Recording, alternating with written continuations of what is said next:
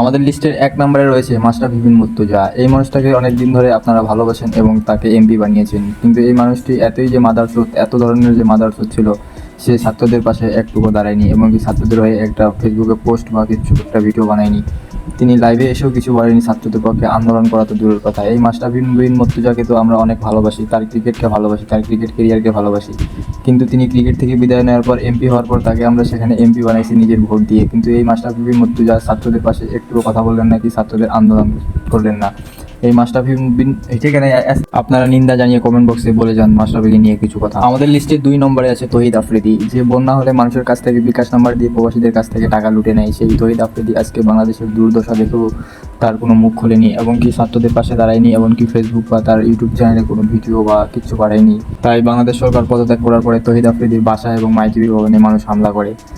মানুষ ঠিক কাজ করেছে, যে তহিদ আফ্রিদিকে অনেক আমরা ভালোবাসতাম, সেই তহিদ আফ্রিদি ছাত্রদের পাশে একটি কথাও বললো না, কি ছাত্রদের সাথে আন্দোলনে নামলো না। এই তহিদ আফ্রিদিকে নিয়ে কমেন্ট বক্সে কিছু বলে যান আপনারা। ধন্যবাদ।